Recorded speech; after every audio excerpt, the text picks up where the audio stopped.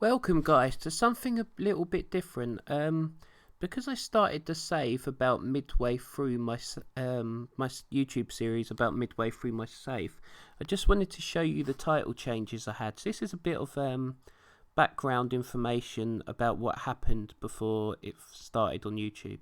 So I'm just going to go through the title reigns, the wrestlers' popularity, and just the company size and the financial things. So yeah, I hope you enjoy this episode. If you're enjoying the series, please like the videos. It really helps the algorithm. Subscribe as well. And yeah, right, let's get on to it anyway. Enough of me talking bollocks. So we started the game with Will Hobbs, or Powerhouse Hobbs, who was a TNT champion. He's not massively over in this mod, so we gave Ricky Starks the title, who had 8 defences. He done really, really well on his microphone segments, but he's in the ring, it's not all that, to be honest. And it's the complete opposite with Pac. He's better in ring than he is on the microphone. So we just switched it up. We needed Pac something to do, give him something to do. And I just thought it's like a workhorse title, so I gave him the win. With the women's, Jamie Hayter had 7 defences. They feuded practically with the Outcasts since the start of the save. She faced, Saraya, Ruby, and apparently they had some very, very good matches, Jamie Hayter and Toni Storm. Jamie Hayter's probably the best wrestler in the division. She will get another title reign at a different stage, but I feel like it's Toni's time now, and I enjoy her in real life. I think she's decent on the mod, could be a bit better, but we'll see where we're going. We've got a lot of good plans, I think, for the women's division, so I'm excited to book that going forward. We move on to the world title, where we started with MJF as the champion. He had 4 defences. He defended his title against the Pillows. He beat CM Punk, and then I believe he lost the title to Kenny Omega. I practically gave the title to Kenny Omega because he's one of the best in the ring. He's not as good at segments as MJF, but at the end of the day, we need the best wrestlers being in the main event of pay-per-views. So I thought Kenny's the ideal choice. Yeah, Kenny Omega's our champion, and that's how we became it. With our tag team, we started with FTR, I think. Or if it wasn't, it was the Guns, and then we moved it on to FTR. They feuded against Andrade and Rush. That was a really good feud. I wasn't actually planning on giving Andrade and Rush the title, but because they impressed me so much in the ring, I gave them the title, and they were very good. And they dropped the titles to the Lucha Bros, who are obviously great in the ring, and that's where the tag division's going. The trios, I haven't booked it well. I'm not really interested in the trios. I probably won't use it much going forward. If you've got any ideas, put in the comments. How can I make the trios belts feel more prestigious? Or how can I just book the division? FTW World. Right, that's all the titles. So let's move on to the roster now. Let's look through the wrestlers' popularity as we've moved on during the save. So we're gonna start with our main event as our major stars, then we're going to go down the card a bit and talk about who's moved up and who's moved down. So Adam Cole, he was in the mid card. He's been elevated. As you can see, he's now on 70 pop. He started only off at 54, so he's had a very big rise. He's okay in the ring. Sometimes he's a bit underwhelming. He's got very good momentum though. It's white hot, and he's good. Be interesting to see how much Adam Page got over CM Punk popularity, because he had a big win. He's 79 in the Southeast. He's 70 everywhere. Adam Page, he started at 60, so he's gone up 10. He gained a couple of popularity points for beating CM Punk, and yeah, he's a very good wrestler, and I will be using him very, very highly.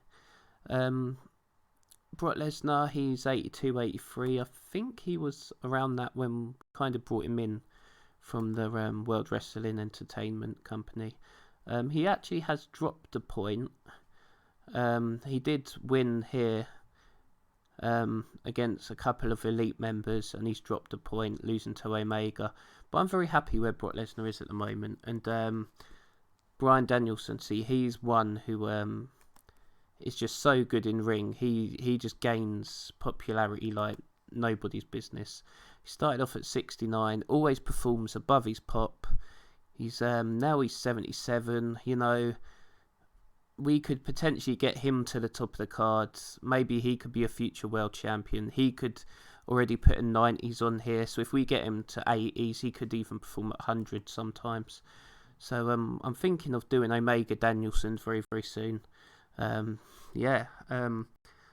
Punk, he's dropped a few popularity points. He was not impressed at losing to Adam Page. He's actually lost 4 points. That's quite a big drop, to be fair. But he's risen, as you can see. He was on 77 when we started. Now he's on 80s. We've done a good job with Punk. He is in time decline, so he's not always the best in the ring, but obviously puts on great segment performances. Then we got Darby Allin, who's actually jumped into the main event. He's been gaining pop. He started at 52. Again, he's another one. He hasn't had a lot of victories. I don't actually think his record would be too good, but because he's so good in the ring, if you put him in a pay-per-view feud, he just gains popularity because of how good his matches are. Well, to be fair, he's had 14 wins, 5 losses, but normally his losses are at the big pay-per-views. Lost there to the Four Pillars. He lost there to Jay White. He's lost at the last one to MJF. But yeah, I'm happy with Darby Allin the way he's going. John Moxley, we haven't used him much. You know, Kenny Omega, he's in the mid to late 80s.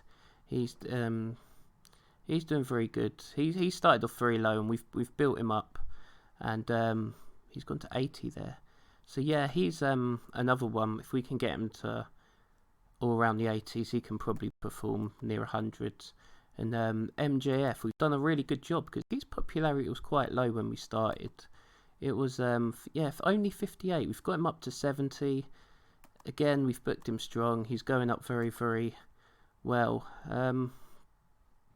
Just a couple of other noticeable people I want to show you who's gone up because of their popularity. Jay White, I've really pushed him. He's only 30. He's future world champion of my series. He started at 49. You know, he's been in good match, good segment. He is really rising. I'm a big Jay White fan. And Pac also, as you said, I didn't know what to do with him. I've given him the TNT title. I've put him on the pay-per-views. He's performed so good in the ring. He just gets himself over, and he will do that until I think he reaches the top. Again, I think the ceiling's the limit for Pac. Ricky Starks, 61. He was early TNT champion. We was really happy with him. You know, he's gone up 10. He's been performing really well in segments. Not great in the ring, but good. Well, it's the complete opposite with this guy, Sammy Guevara. He's just very, very good in ring, and look how his pop's gone up. Very, very similar. But yeah, that's a look at my singles division there, and I want to show you the company size. At the moment, it's 74, 75. So, you know, like once we achieve 77, you know, we can move up to big, and then after we get big, we'll have a look at our TV deals and see if we can get a better one. So the finances also, you know, we make a decent amount of money each month. You know, pay-per-views really bring in the money. As you can see, in July we didn't run a pay-per-view, but we made a little bit of money. But as you can see, like the pay-per-views are where you get the big money from, as you get the broadcast revenue. Look how 4 million in that. That's crazy. So that's it really, guys. I think I've shown you everything. You know, I've shown you my roster. I've talked through the title changes before. I've shown you the popularity of the wrestlers. Anything else I'm missing out on? I was thinking of doing like one of these videos after every pay-per-view. Put in the comments below. I hope you enjoyed this video and have a great day, guys.